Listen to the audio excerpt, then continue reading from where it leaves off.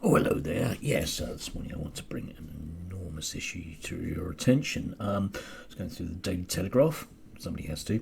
And a piece by Juliet Samuel. And I don't know what to say exactly. It's a tale, an incredible tale of the dystopian reality that we now live in. Anyway, I'm just going to read the pieces and I'll put up the pictures from the things that I found and have a discussion at the end. All I wanted was a book to explain the story of Chanukah for children. Was that too much to ask? I knew Judaism was a small religion in this country, but I had gone to a very big bookshop. The children's section occupied most of the second floor. There was a whole bookshelf devoted to the Gruffalo, one for the Hungry Caterpillar and another for Dr. Zeus. Fair enough. But then I found the reference books. As you might expect, it was full of dinosaurs, animals, nature, anatomy and maps. The largest chunk, however, was given over to politics. It wasn't labelled as such, perhaps because the curators did not recognise that's what it was. There was a section of biographies of people who were clearly meant to be role models. Several were uncontroversial. Albert Einstein, Martin Luther King, Rosalind Franklin, even if the text inside was a load of poorly written dross. But in among them were texts on the lives of former US Supreme Court Justice Ruth Bader Ginsburg and Vice President Kamala Harris, whose main qualification for inclusion seemed to be that they were female, American and left-wing. What this had to do with the interests of educational needs of a normal British child, I could not tell you. Then there was what I'll call the Greta Thunberg section.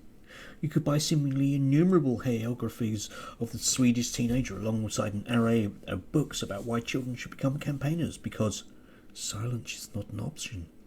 There were books about NHS heroes, a deeply irritating shelf of cod feminism with titles like Rebel Stories for Rebel Girls and books lauding Black Lives Matter.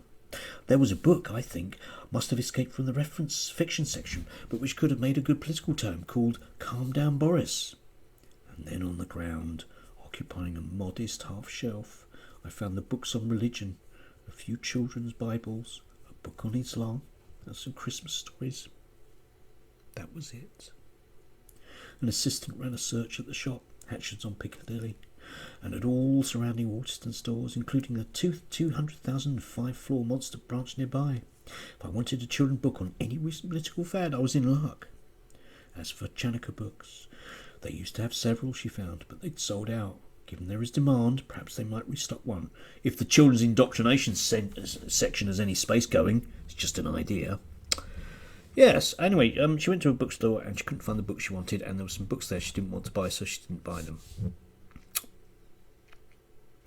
I don't know. For me, the ironic thing about this, of course, is she wants a book about religion, and she's talking about children being indoctrinated by things presumably that aren't real. That one hang in the air.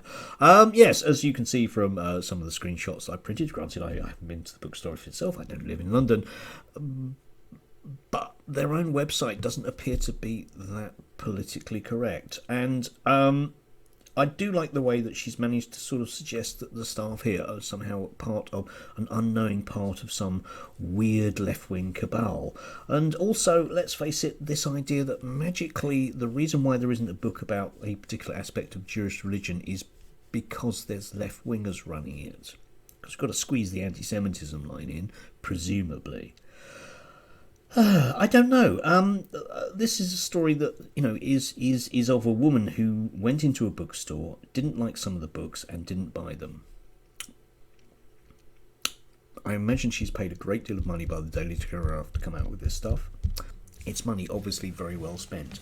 Next week, she goes to the vegetable store and decides not to buy avocados because she doesn't like them. There you go.